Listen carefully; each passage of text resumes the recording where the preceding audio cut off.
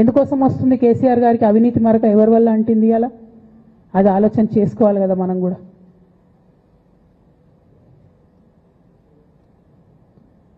కొంతమంది కేసీఆర్ గారి పక్కన ఉన్నటువంటి వాళ్ళు కేసీఆర్ గారి పేరు చెప్పుకొని అనేక రకాలుగా లబ్ధి పొంది వారు చేసినటువంటి అనేక చెత్త పనుల వల్ల ఇవాళ కేసీఆర్ గారి పేరు బద్నామయ్యే పరిస్థితి వచ్చింది. అయినా మళ్ళీ వాళ్ళనే మోస్తాం, అయినా మళ్ళీ వాళ్ళనే ముందుకు తీసుకెళ్తామని అనుకుంటే పార్టీ ఎట్లా ముందటికి పోతుంది?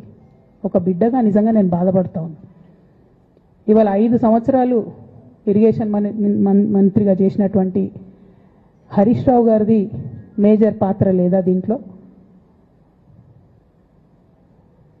అందుకే కదా కేసీఆర్ గారు వారిని సెకండ్ టర్మ్లో తప్పించిండ్రు. ఈ మొత్తం కాళేశ్వరం ఎపిసోడ్లో కేసీఆర్ గారికి మరక అంటిందంటే 2-3 వ్యక్తులు కారణం. మాజీ రాజ్యసభ సభ్యుడు ఒకలైతే, హరీష్ రావు గారు ఒకలైతే, మేఘా కృష్ణారెడ్డి గారు ఇంకోటి, మేఘానో బోగానో ఏదో. ఈ పెద్ద పెద్ద కాంట్రాక్టర్లు అందరితో కుమ్మక్కై కేసీఆర్ గారు ప్రజల కోసం ఆలోచన చేస్తే, నీళ్ల కోసం ఆలోచన చేస్తే, వీళ్ళు సొంత వనరుల కోసం, డెవలప్మెంట్ కోసం, ఆస్తులు పెంచుకోవడం కోసం ఆలోచన చేసి ఇవాళ మీ వల్ల రేవంత్ రెడ్డి లాంటి వ్యక్తి, తెలంగాణ ఉద్యమానికి సంబంధం లేని వ్యక్తి, కేసీఆర్ గారి కాలి గోటికి సరిపోని వ్యక్తి, ఆయన నిలబడి కేసీఆర్ గారిని చెయ్యెత్తి చూపించి కేసీఆర్ గారి మీద సిబిఐ ఇవాళ నేను వేస్తా అని చెప్తున్నాడంటే కారణం ఎవరు దీనికి? నేను భరించిన, ఇదే హరీష్ రావు గారు, ఇదే సంతోష్ రావు గారు అనేక కుట్రలు చేసినా కూడా భరించిన.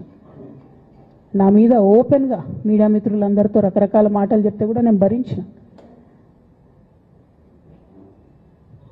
నా పర్సనల్ అటాక్కి నేను ఎప్పుడు కూడా వాళ్ళను ఇంతవరకు పేరు పెట్టి పిలవలేదు, మాట్లాడలేదు. ఫస్ట్ టైం చెప్తున్నా నేను. ఎందుకోసం చెప్తున్నా? కేసీఆర్ గారికి ఈ వయసులో సిబిఐ ఎంక్వైరీ ఏందండి? ఎందుకోసం ఆ కర్మ పట్టింది? ఎందుకు భరించాలి?